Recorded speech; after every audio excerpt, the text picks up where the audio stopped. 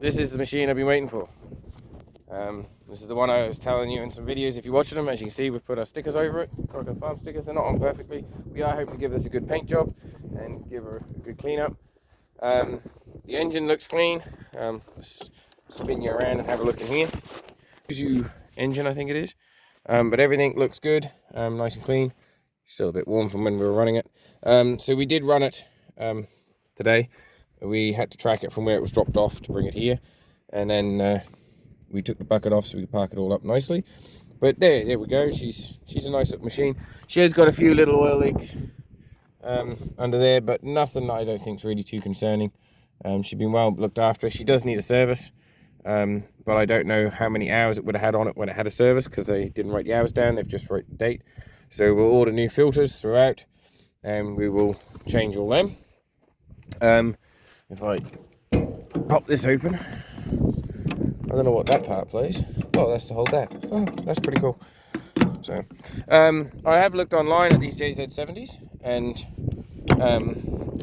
there's not actually all that much online, apart from they're coming up for sale. People selling them, so there you go. Is what it is. Got a screen on there, which is quite cool. You can take out and clean. There's your air filter. I'm guessing that must be a small hydraulic filter. I wouldn't think that would be the main hydraulic filter. I'd like to think that isn't the main hydraulic filter, but hey, I could be wrong. I think this might be something to do with the this is something to do with the valve for up there. I guess the extra main filter's in that tank up there, so we'll go up there for a look. Sorry, this is not very good. I am using my phone to do most of this with. Oh, so the main filter, I'm guessing, is that bad boy there. So that answers that question.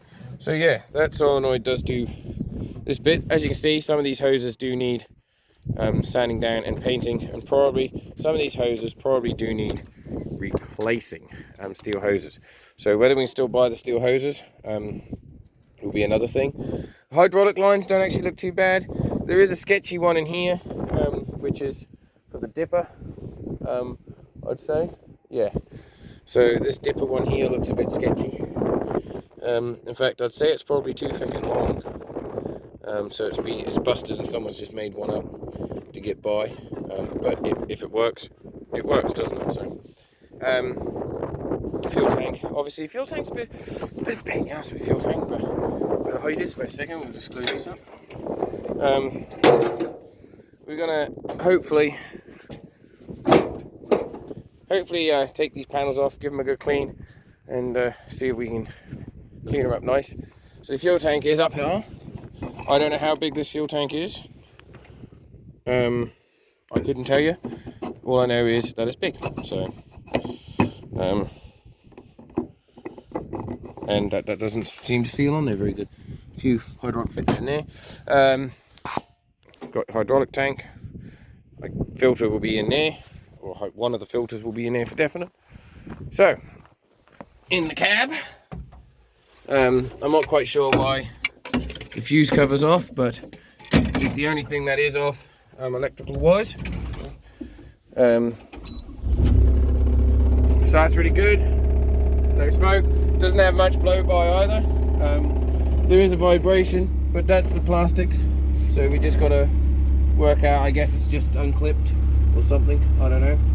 But like, if I put my hand there, it sort of stops it. So it's not too bad. I don't know how I'm doing this with you guys on, but it's on auto warm at the moment, so she doesn't do much when she's on auto warm.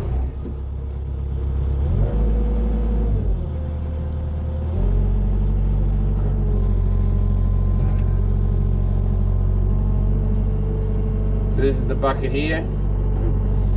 We'll put this up here for you so you can have a closer look.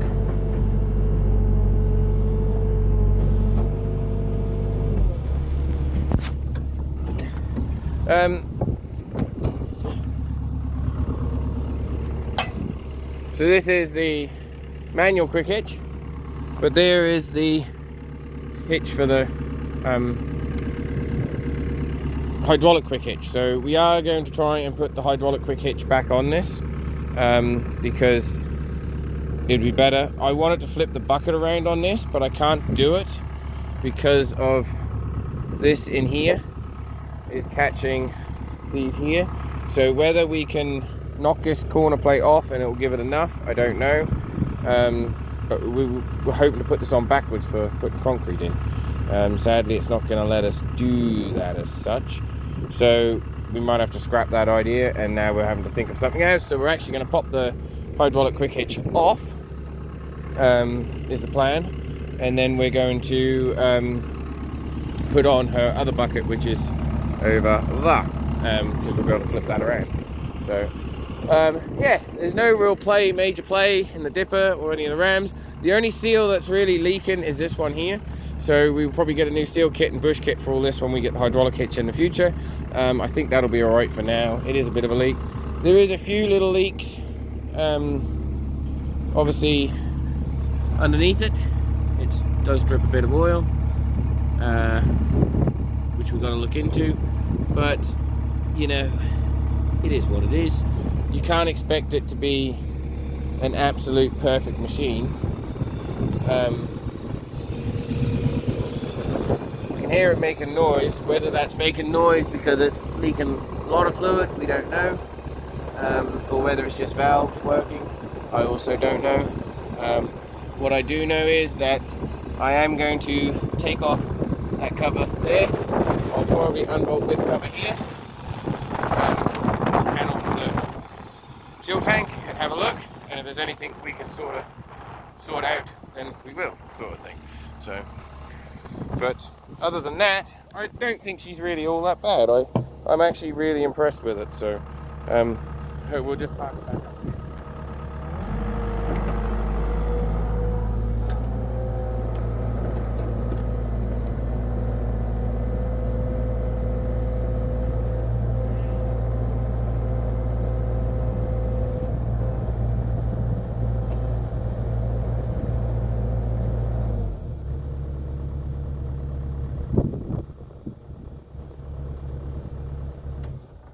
The tracks are near fully stretched out. They're nearly at their max. So, but we are going to get steel tracks. You can get steel tracks for this, and that's what she will eventually have. The door, it needs a slight little bit of adjustment. So if you shut it gently, it will still shut like that. But if you give it a little bit of a slam, it shuts, but only just. Like it's borderline. So I think it just needs a bit of TLC, and I think she'll be good. But yeah, other than that, it's not a bad little machine. Let me know what you think I paid for it, and I'll tell you if you're right or wrong. These cylinders here have got a little bit of dibbly rust on it. So we're going to get some emery paper, clean them up, and so they don't damage this.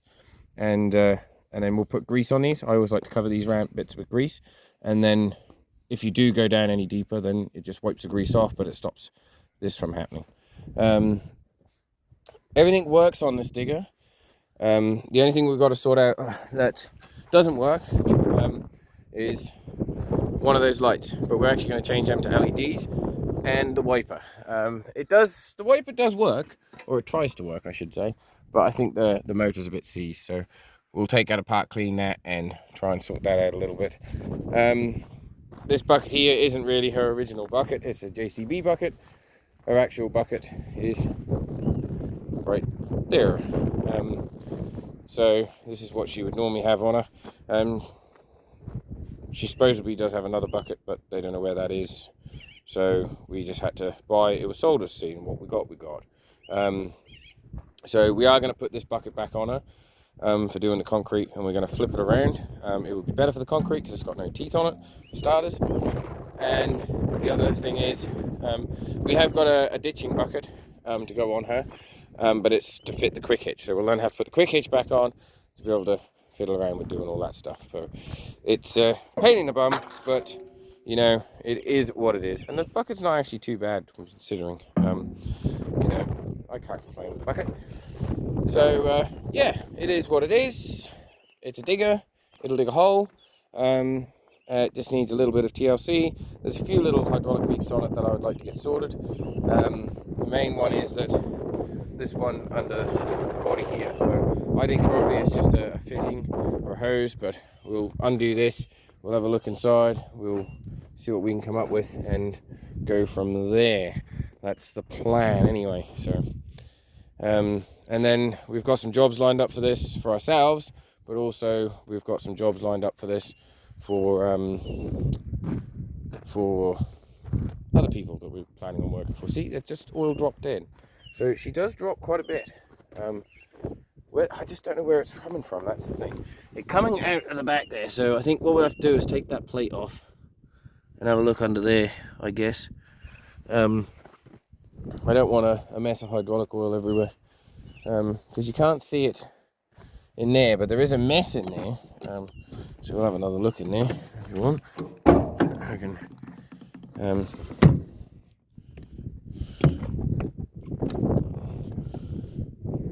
so